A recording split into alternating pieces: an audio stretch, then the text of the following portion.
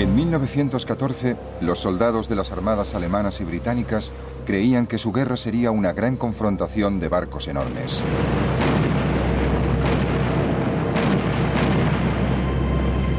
Pero en toda la guerra hubo solo un enfrentamiento naval. El resto de la guerra naval fue muy distinto de lo que se esperaba. Fue una guerra dominada por una nueva arma, el submarino. Los submarinos eran horribles, muy pequeños y muy vulnerables. Fue una guerra de bloqueos y hundimientos a gran escala, y que antes de la victoria final fue fuente de desengaños y desastres. Sobre todo fue una guerra de innovación y avances tecnológicos sorprendentes, desde los cielos hasta la profundidad de los océanos.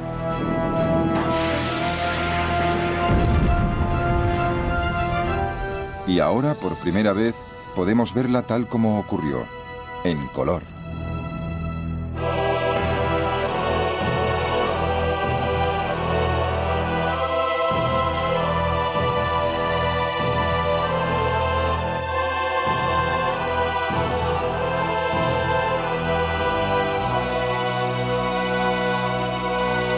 Primera Guerra Mundial en color.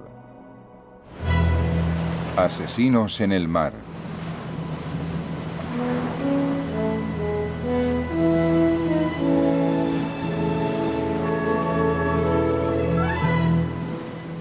Desde la batalla de Trafalgar, la Armada británica había dominado los mares. Las exhibiciones de antes de la guerra, como la revista de Spithead, servían para mostrar su poder.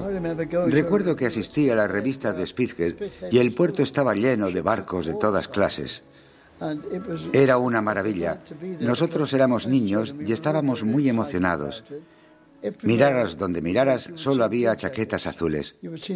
Se veían marineros por todas partes. Éramos un país naval en esa época. Gran Bretaña era una isla pequeña que dependía del comercio, y para mantener las rutas comerciales abiertas y seguras necesitaba controlar el mar. Pero en la década anterior a la Primera Guerra Mundial, la supremacía naval británica se enfrentaba con otro desafío. Desde que se había convertido en emperador de Alemania en 1888, el Kaiser Guillermo II estaba decidido a construir un imperio de ultramar para competir con otras naciones europeas. Para lograr su imperio tenía que crear una armada. Las ambiciones del Kaiser y la decisión de Gran Bretaña de mantener la supremacía en el mar llevaron a una carrera armamentística naval muy costosa. La base de esa carrera era un nuevo tipo de nave de guerra diseñada por los británicos, construida por primera vez en 1905. El acorazado. Eran barcos enormes y superaban en armamento a todas las naves anteriores. El acorazado introducía dos cambios fundamentales en la tecnología de los barcos de guerra. Primero, sustituía el armamento principal de 4 cañones por un armamento de 8 o 10 cañones. Y en segundo lugar, introdujo poco a poco los motores de turbinas de gran potencia y aumentó la velocidad de la flota. Eso representaba un salto interestelar en las capacidades del barco, y durante 8 años se sostuvo una carrera contrarreloj para construir barcos cada vez más grandes y más potentes para competir. El almirante Lord Fisher, inventor del acorazado, decía que ante él todas las demás naves perdían importancia. Lo único que importa es el número de acorazados. No importa quién quiera combatir con un acorazado. El acorazado se los traga enteros. Es como un armadillo ante una hormiga. El armadillo saca la lengua y lame las hormigas. Cuando se declaró la guerra en agosto de 1914, Alemania había construido 13 acorazados contra los 21 de Gran Bretaña. Los marinos de ambos bandos estaban deseando poner a prueba sus nuevas armas. Hay un gran entusiasmo y llegan reclutas cada día. Ojalá la flota alemana salga al mar. La borraríamos del mapa en 2 minutos. Fred Bundy era un cadete de 15 años cuando estalló la guerra. Yo sabía que el Kaiser era alguien con quien no debía tratarme y que si tenía ocasión de dispararle, le dispararía si tenía ocasión, vaya. En cuanto pudo, Fred Bundy se alistó a tiempo completo. Me pareció maravilloso. En la trinchera, por ejemplo, tenía que saltar para que me llenaran de plomo y esas cosas. Y si podía alistarme en la armada, los barcos siempre han sido mi sueño. Los alemanes también estaban igual de emocionados. En 1914 el marinero Richard Stumpf esperaba con el resto de la flota alemana de alta mar. La alegría y la emoción no tenían límites y duraron hasta entrada la noche. Lo que tanto habíamos esperado y temido se había hecho realidad. Habíamos construido una armada para luchar contra esos ingleses falsos y traidores. Pero el coste y el prestigio de los acorazados tuvieron un efecto sorprendente. Nadie podía permitirse perder uno. El almirante John Jellicoe, comandante de la Gran Flota, anclada en la base de Scapa Flow, no quería ni dejarlo salir del puerto. Si hay probabilidades de destruir barcos pesados del enemigo, está muy bien correr ciertos riesgos, pero a no ser que las probabilidades sean bastante altas, no creo que debamos correr ese tipo de riesgos. Su miedo principal era que si sacaba esa flota de combate tan carísima al mar y perdía una batalla, es posible que, tal como él decía, perdiera la guerra en una tarde. Así que teníamos dos flotas ancladas en los puertos, en sus cuarteles generales y bases oponiéndose mutuamente, y que, en cierto modo, estaban en punto muerto porque ni siquiera se hacían a la mar. Tuvieron tanto cuidado que hasta al cabo de 2 años de guerra, las flotas de ambos bandos no se enfrentaron en una batalla de verdad. Mientras los acorazados se quedaban en el puerto, el resto de la Armada Británica se dedicó a matar de hambre a Alemania organizando un bloqueo y cortándoles el comercio con el mundo exterior.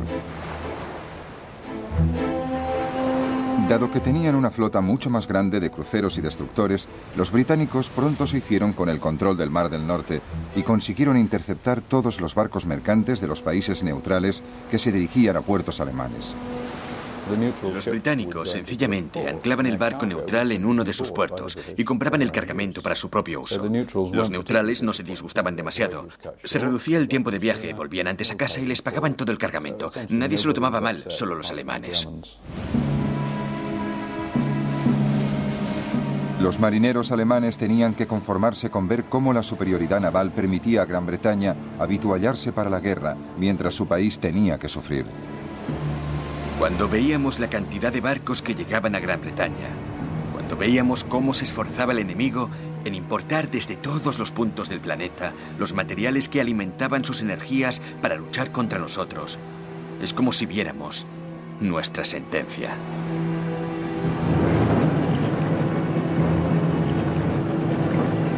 Pero llegó un arma que revolucionó la guerra naval, el submarino o subbarco, como lo llamaban los alemanes.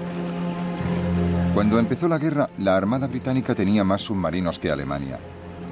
La vida a bordo de un submarino era muy distinta que en un gran barco de guerra. Para mí era claustrofóbico, como se diga. No me gustaba. Me gustaba estar en un sitio de donde pudiera salir. No me gustaba estar encerrado y los submarinos eran horribles, muy pequeños y muy vulnerables.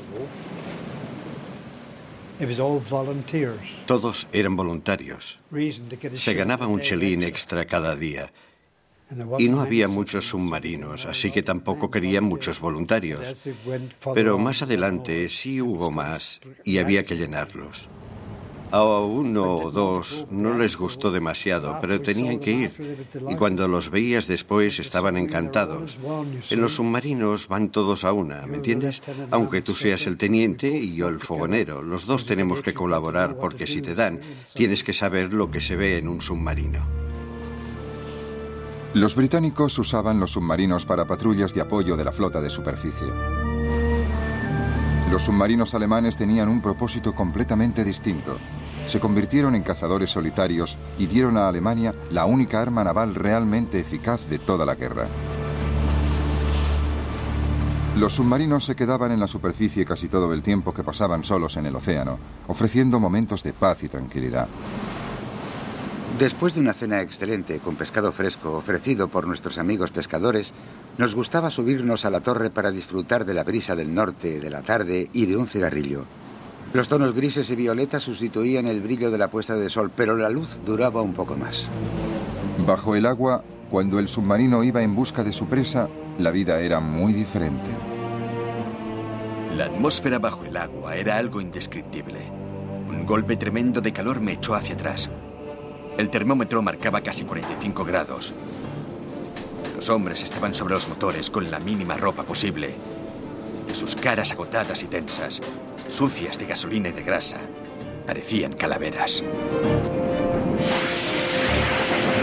En septiembre de 1914, esta nueva amenaza submarina mostró su potencial de destrucción.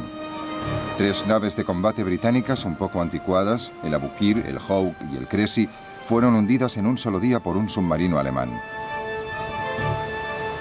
Un guardiamarina británico escribió a su casa contando cómo sobrevivió. Querida abuela, he vivido algo muy emocionante.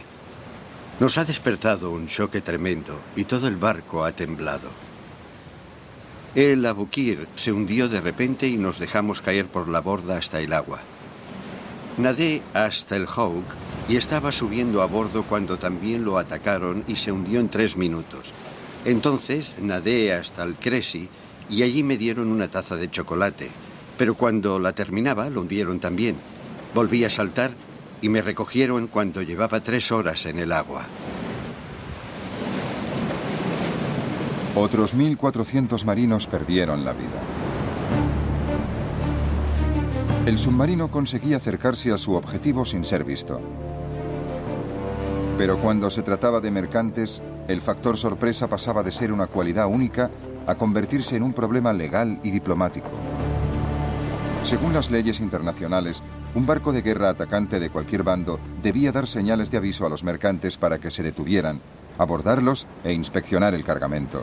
Si el cargamento resultaba ser una ayuda para el enemigo, el atacante estaba obligado a dejar que la tripulación mercante abandonara el barco sana y salva. Solo entonces podían hundirlo. Naturalmente, detener a los barcos y seguir todo el procedimiento robaba a los submarinos todas las ventajas que tenían al atacar barcos mercantes. Era un arma traicionera, un arma indigna de los británicos, como dijo un comentarista británico. Los comandantes de submarinos, frustrados, empezaron a saltarse las reglas, hundiendo barcos mercantes sin previo aviso, pero alegando que sus objetivos transportaban munición o incluso que eran los británicos quienes los hundían y no ellos.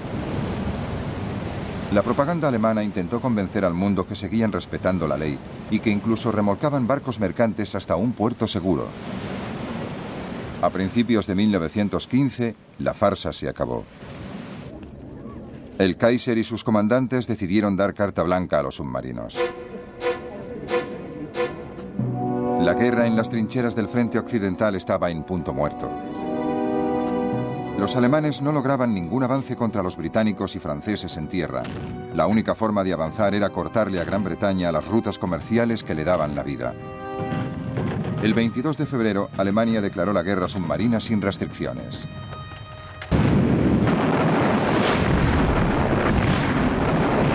Los submarinos abrirían fuego sin previo aviso contra los barcos mercantes que se dirigieran a puertos aliados. La guerra submarina sin restricciones era como un último recurso. Se decían, intentémoslo, a lo mejor funciona. Hay una cierta desesperación. Creo que la Armada alemana pensaba que no estaban consiguiendo lo que pensaban que conseguirían. No estaban luchando con acorazados, pero pensaban que si no hacían algo, los soldados del frente occidental dirían, ¿para qué estamos luchando y muriendo cuando la Armada no hace nada? Para las tripulaciones de los submarinos fue un alivio y una celebración. Por fin ha llegado. Se ha declarado la guerra submarina sin restricciones. Nos hemos librado de un peso que hemos cargado desde el día que estalló la guerra.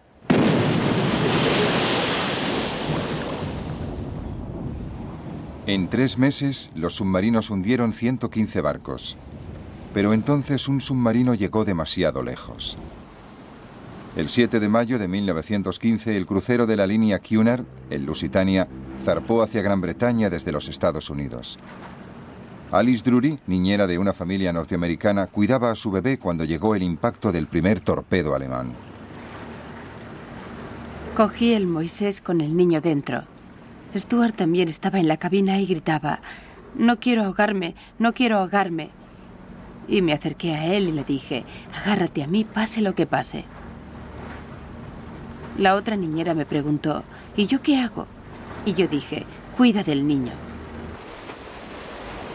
No les volví a ver jamás, ni a ella ni a Bunny. Más de 1.200 personas se ahogaron en el Lusitania. Les dio a los británicos una auténtica ventaja que explotaron muy eficazmente. La propaganda británica en la guerra era una de sus principales armas, y el objetivo principal era la opinión pública en los Estados Unidos. El Lusitania fue un regalo del cielo para los británicos. Es lo más estúpido que podían haber hecho los alemanes. El hundimiento del Lusitania demuestra un desprecio por las opiniones del mundo en general y de este país en particular, que solo se comprende suponiendo que la sed de sangre ha vencido a la razón. La indignación recayó en gran parte en el propio Kaiser. Fue una crueldad. No debería haber ocurrido. Si hubiera sido un buen hombre, habría dicho: está lleno de civiles, ¿para qué voy a hundirlo? Dejaré que vaya donde tenga que ir. Es lo que habría pensado yo. Mis sentimientos habrían sido esos, pero los suyos no. Lo único que pretendía era darles un buen escarmiento a los ingleses, demostrarles que no era un juego, que iba en serio. El escándalo del hundimiento del Lusitania convenció a Alemania de que debía volver a atenerse a las leyes internacionales. Pero la frustración volvió a aumentar. En noviembre de 1915, el comandante en jefe de la Armada alemana escribió: El submarino no puede perdonar la vida a la tripulación de los barcos de vapor. Debe mandarlos al fondo con sus naves. Así se alertará a todas las líneas marítimas y el peligro que correrán las vidas de sus tripulaciones será un buen motivo para que cese todo el comercio naval con Inglaterra en muy poco tiempo. La gravedad de la situación exige que dejemos a un lado los escrúpulos.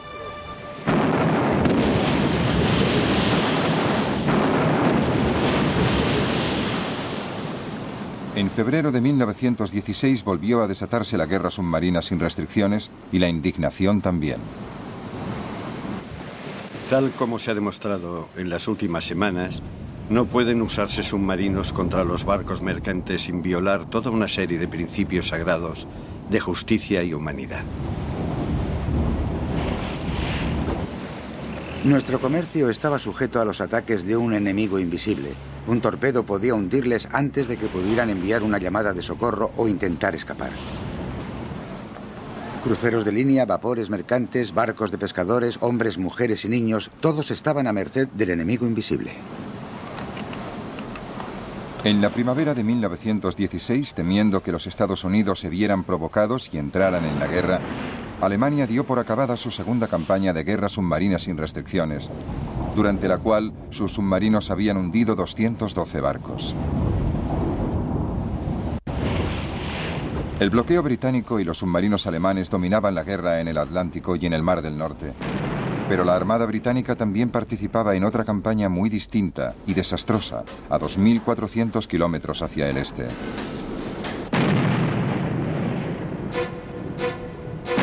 Cuando estalló la guerra, el hombre que estaba a cargo de la Armada Británica era el jefe primero del almirantazgo, Winston Churchill. Al ver que la guerra de trincheras en el frente occidental no iba a ninguna parte, Churchill creyó que la Armada ofrecía otra vía para ganar la guerra. Su plan era atacar al aliado de Alemania, Turquía. Winston Churchill decidió que un ataque sobre Turquía a través del estrecho de los Dardanelos obligaría a Turquía a retirarse de la guerra, permitiría a Gran Bretaña suministrar armas a Rusia y ayudaría a vencer a Alemania quitándole a sus aliados. El objetivo era emprender una gran maniobra estratégica para ganar la guerra atacando en otro punto. En febrero de 1915, los barcos británicos y franceses empezaron a bombardear las fortalezas turcas que defendían los Dardanelos.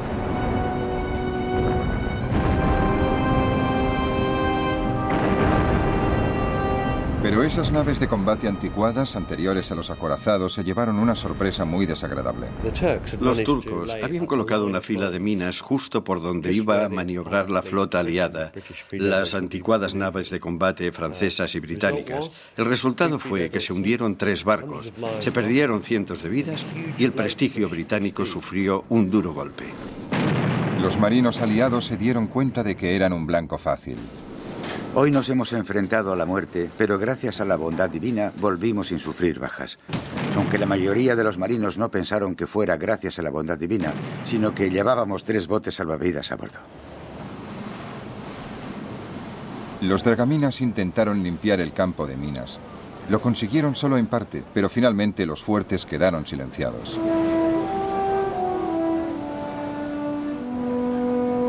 El 25 de abril, un grupo de soldados británicos, franceses, australianos y neozelandeses, conocido como ANZAC, desembarcó en la península de Galípoli. Tengo una gran sensación de miedo y de inseguridad. He comprendido que muchos de los soldados que van a bordo de estos barcos se dirigen a una muerte segura. Me imaginé a cientos de ellos abatidos antes de alcanzar la costa, y luego segados mucho antes de llegar a salir de las playas y alcanzar las posiciones turcas. Los turcos eran unos defensores excelentes y muy bien dirigidos. Tanto los oficiales turcos como los alemanes eran soberbios. Los británicos, la campaña aliada, los franceses también habían mandado muchos hombres. Los franceses, los británicos, los ANZAC, no tenían ninguna posibilidad. La operación en tierra resultó un desastre. En 8 meses, los aliados perdieron a 250.000 hombres, 110.000 muertos y 140.000 heridos.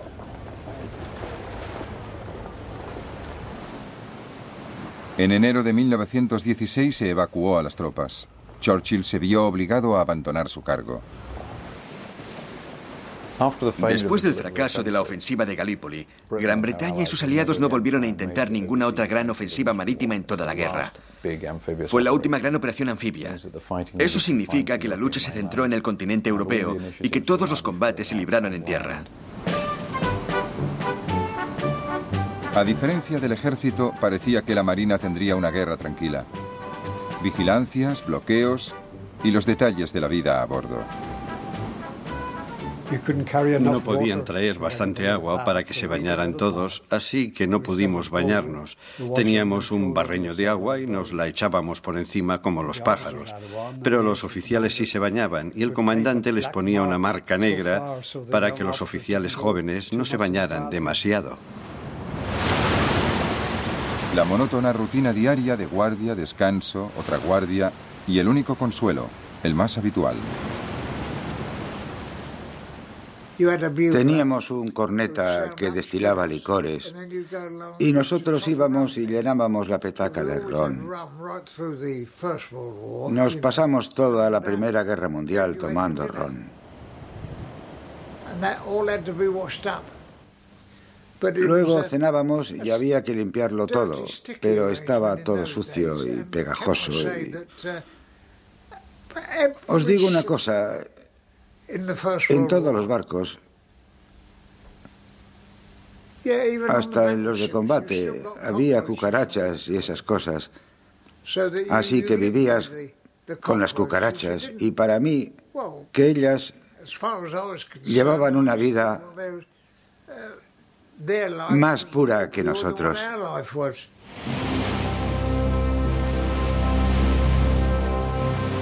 En 1916 la rutina diaria fue interrumpida por poco tiempo, pero muy bruscamente.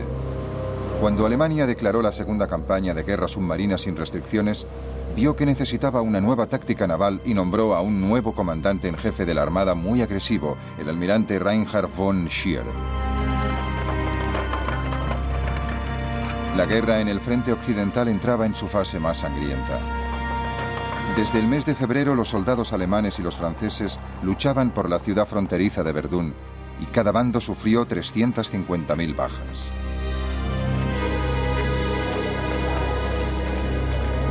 Los comandantes navales alemanes comprendían que no podían quedarse sentados viendo cómo masacraban a sus soldados. Tenían que hacer algo. Al almirante von Scheer se le ocurrió un plan para tender una emboscada y destruir parte de la gran flota británica.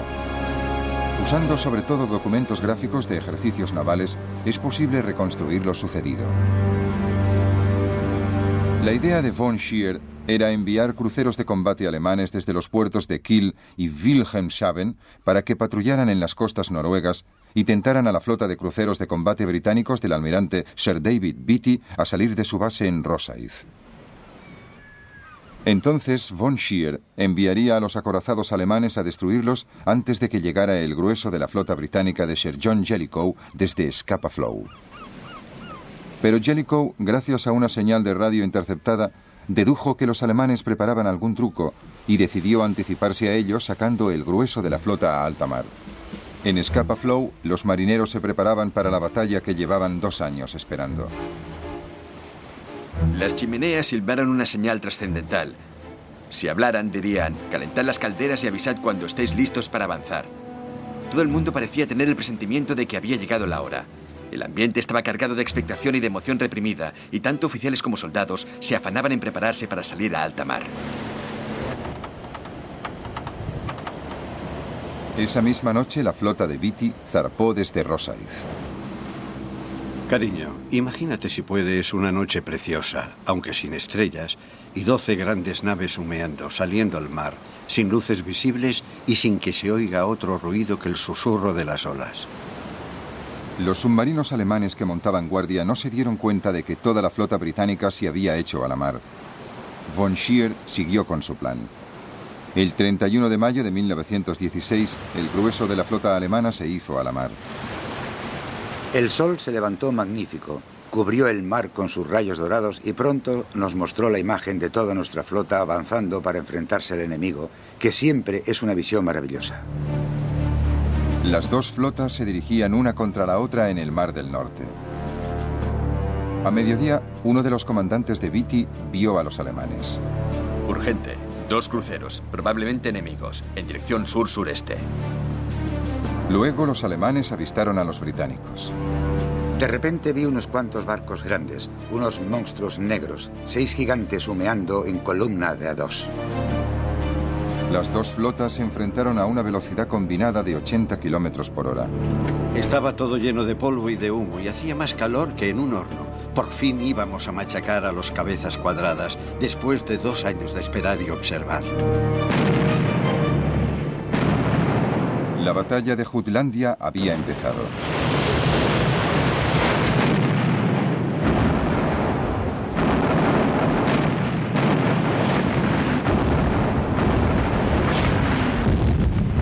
La primera parte fue un gran desastre para los británicos. Por desgracia para Beatty, sus barcos no disparaban muy bien. Tenían la desventaja de la luz y el tiempo, pero no se habían ejercitado demasiado y las naves de combate alemanas tenían una potencia de armas superior. 2 barcos británicos, el Queen Mary y el Indefatigable, estallan y se hunden, perdiendo a casi todas sus tripulaciones. Oímos una explosión tremenda que hizo estallar la proa. Luego oí otra explosión. Me hundí a bastante profundidad y cuando volví a la superficie solo vi restos y petróleo flotando en la superficie.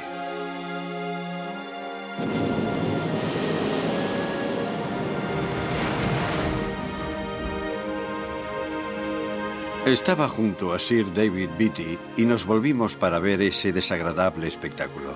Se volvió hacia mí y me dijo: parece que hoy están fallando nuestros malditos barcos. El problema no eran los barcos, sino la forma que tenían Beatty y su escuadra de usarlos. La velocidad era lo principal, así que las precauciones de seguridad que se introdujeron, como las puertas que se cerraban y había que abrir, eran un estorbo. Además, habían pasillos cerrados. Un impacto en una torreta podía producir una explosión cuya onda llegaría instantáneamente hasta la Santa Bárbara, donde había 120 toneladas de explosivo listas para estallar. Las consecuencias eran devastadoras. El barco entero estallaba, y eso fue lo que ocurrió con el Infatigable y el Queen Mary. Con sus barcos dañados, Beatty se dirigió hacia el norte para encontrarse con la flota de Jellicoe. Von Scheer lo persiguió. Al cabo de pocas horas, los alemanes se encontraron frente a frente con el grueso de la flota británica. Es un momento trascendental en la vida de cualquiera. Recuerdo que pensé para mí, hemos perdido mucho y más que vamos a perder, pero no nos importa perder lo que haga falta mientras se enfrenten las dos flotas. Y allí empezó la batalla de Jutlandia. Entonces la Marina británica demostró su superioridad.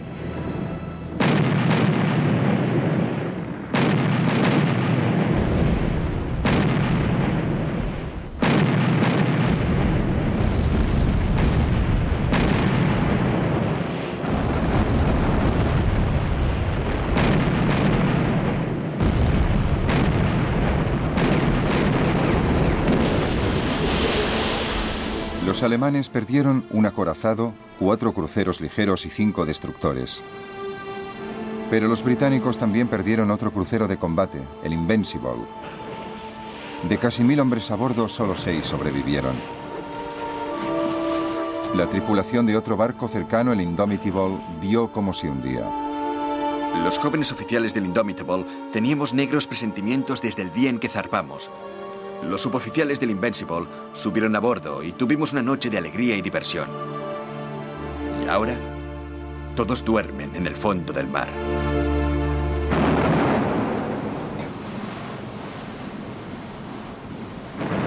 Al anochecer resultaba todavía más difícil afinar la puntería, pero ambas flotas siguieron bombardeándose mutuamente.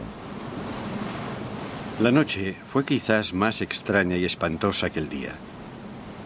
De vez en cuando se oía una explosión tremenda y se levantaban grandes llamaradas de 30 metros de altura. Estos ataques duraron toda la noche, hasta el amanecer.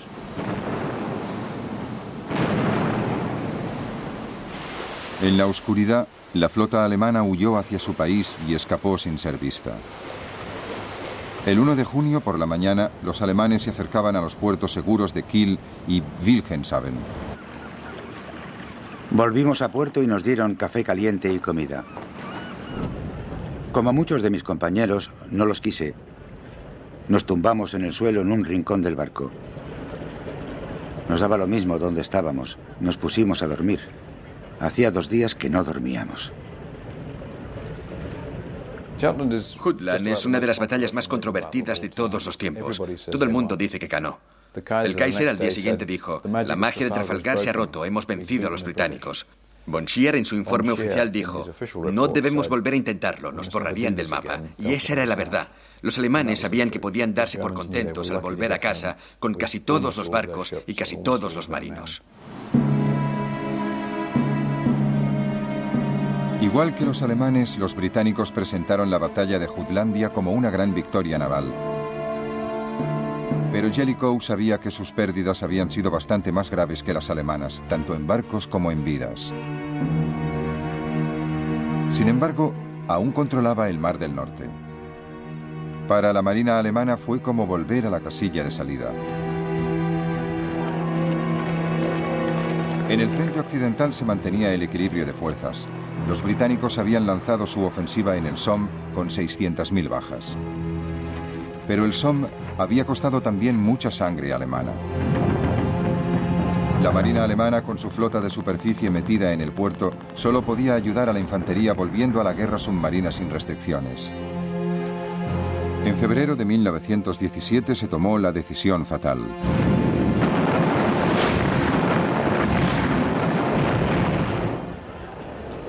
En los Estados Unidos el impacto fue espectacular.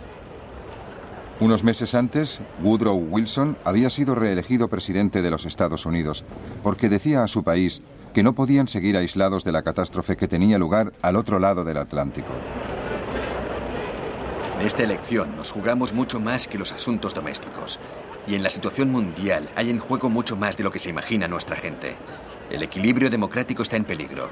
Y su destino se juega no solo aquí, sino en todo el mundo. Después de la declaración alemana de guerra submarina sin restricciones, Wilson, envalentonado por su nuevo mandato electoral, le lanzó a Alemania un ultimátum. Los alemanes no le hicieron caso y aumentaron la producción de submarinos. Ya tenían 110 en el mar.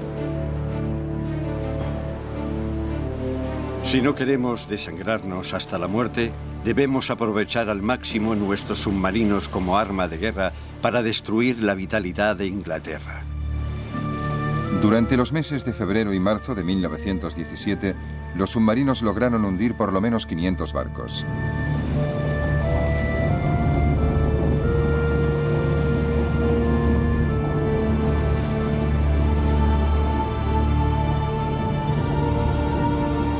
El número de barcos mercantes neutrales que llegaban a los puertos británicos y aliados se redujo en un 75%.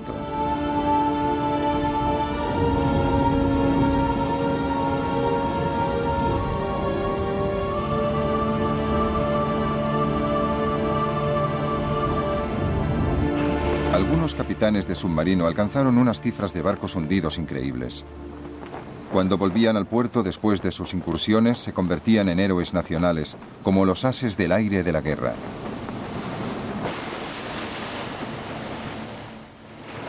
Los alemanes usaron toda clase de trucos propagandísticos para ensalzar como héroes a los capitanes de submarino y a su tripulación. Ondeaban banderas, mostraban emblemas de la cantidad de barcos que habían hundido, hacían reportajes sobre ellos. Les convirtieron en héroes del celuloide. ¿Y este barquito gris que acaba de sumergirse bajo las olas ha logrado todas esas victorias? ¿Es posible? ¿Podríais imaginaros que una nave tan pequeña e insignificante interrumpiera la misión de toda una flota grande y poderosa? Cómo envidio a los hombres de su tripulación. El éxito de los submarinos alemanes provocó racionamientos de comida en Gran Bretaña. Incluso las tropas del frente occidental tuvieron que apretarse el cinturón. 1917 fue una mala época para los aliados.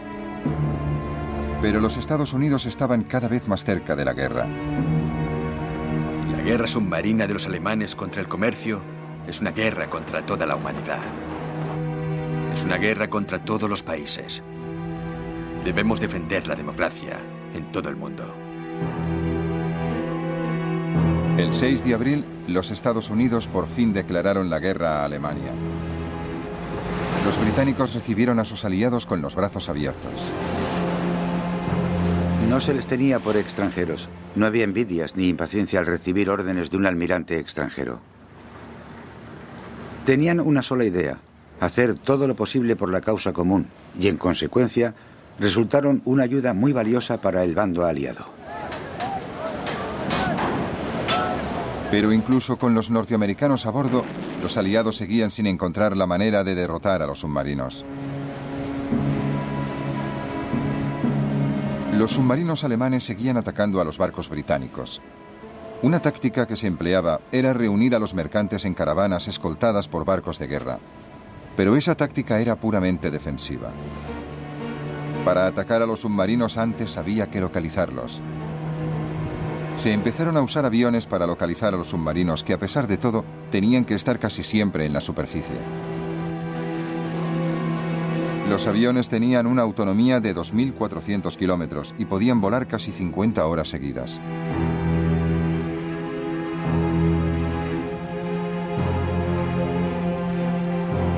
Los barcos volantes y los hidroaviones iban armados con torpedos, bombas y ametralladoras para atacar a los submarinos que encontraran en la superficie. Nos atacó un avión. Se acercó a nosotros aprovechando que el sol nos deslumbraba y como tarjeta de visita nos soltó una carga de bombas que podía habernos costado la vida.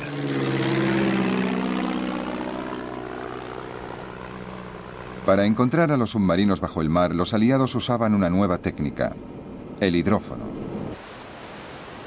Era un micrófono que se colocaba bajo el agua y detectaba el sonido de los motores eléctricos de un submarino. Entonces se podía calcular a qué profundidad se escondía. Luego se ponía en juego otra arma nueva: las cargas de profundidad, que eran minas lanzadas desde los barcos y reguladas para que estallaran a una profundidad determinada. Una carga de profundidad estalló con un ruido tremendo. Perdimos las esperanzas a medida que aumentaba el riesgo de morir aplastados o volados en pedazos. Seguimos trabajando aunque fuera para distraernos del inminente destino que nos esperaba en el fondo del mar.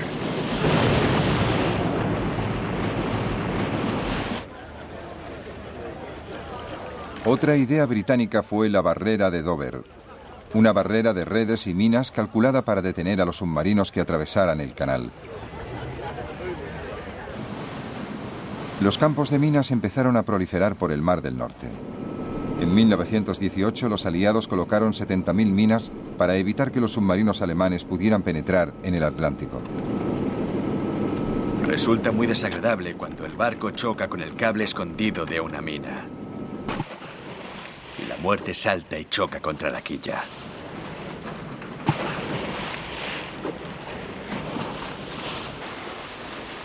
Dragar minas era una misión muy peligrosa. De vez en cuando los submarinos conseguían colocar minas cerca de los puertos británicos. Una vez recuperadas podían desactivarse individualmente.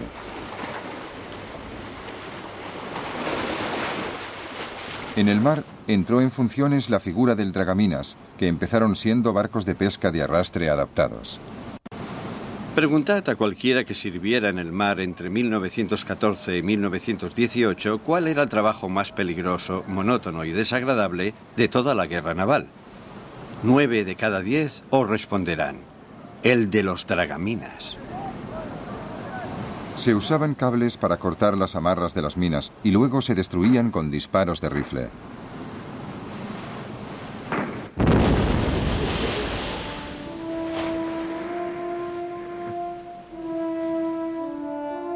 Un invento ingenioso era el cebo para submarinos o nave camuflada. No había señales de vida a bordo. Salimos a la superficie. De repente el barco volvió a la vida. Se abrieron las portillas escondidas. Los artilleros se pusieron al cañón de proa, descubrieron otros cañones y nos lanzaron una lluvia de fuego devastadora. Por fin, los británicos intentaron cerrar los puertos de submarinos de la costa belga.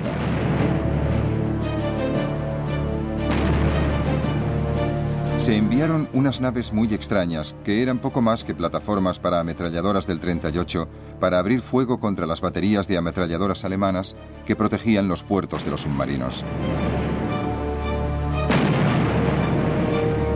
En abril de 1918, los alemanes atacaron el puerto de Zeebrugge.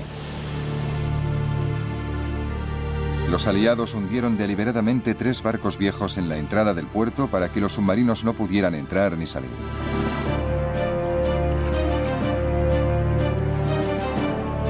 Durante la operación, el crucero británico Vindictive quedó muy dañado y tuvo suerte al poder volver a Inglaterra.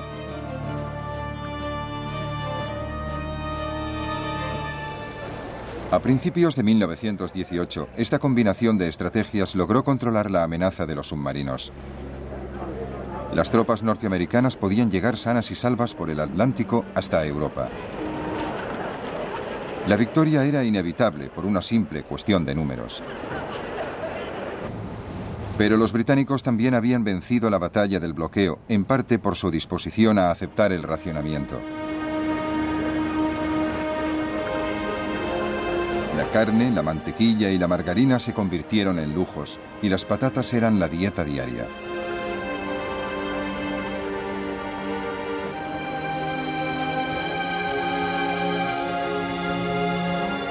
Alemania nunca introdujo el racionamiento y por eso hacia el final de la guerra la comida y las provisiones escaseaban. La guerra total se basa en usar lo más eficazmente posible los recursos del país. En la Primera Guerra Mundial, los alemanes usaron sus recursos de una forma muy poco eficaz. Sacaron a todos sus agricultores del campo y los enrolaron en el ejército y los usaron para la batalla. No les sustituyeron. La productividad agrícola se vino abajo. No movilizaron su fuerza de trabajo femenina. Apenas movilizaron ninguna otra fuerza de trabajo disponible. La producción agrícola se vino abajo. Entonces tuvieron que importar comida. El bloqueo británico hizo que no pudieran importar comida. Poco a poco, las raciones de los alemanes se fueron recortando. Y si al principio comían muchas grasas animales, al final vivían solo de nabos.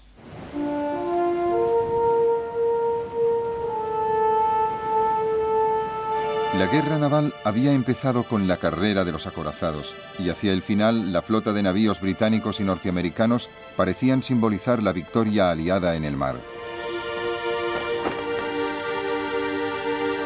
Pero ese no fue el verdadero conflicto naval. Las naves de combates enormes eran en cierto modo las descendientes de la época de Nelson, como la idea de lanzar una cantidad enorme de metal a gran distancia y destruir al enemigo. Durante la Primera Guerra Mundial, ese concepto de grandes flotas nacionales que se enfrentan y luchan y deciden el resultado de la guerra se demostró totalmente equivocado. La guerra había cambiado, la nobleza y la elegancia habían cambiado. Ahora lo que importaba era la logística, la supervivencia, la protección del comercio y la derrota del enemigo. Los acorazados todavía sufrieron una ironía final. El 10 de junio de 1918, el acorazado estrella de la Marina austríaca, el Sven-Isvan, zarpó hacia el Adriático. Inmediatamente fue tocado por 2 torpedos italianos. Tardó solo 3 horas y media en hundirse. Lo más sorprendente es que murieron solo 89 hombres. Pero la derrota de la gran nave de guerra fue evidente para todos.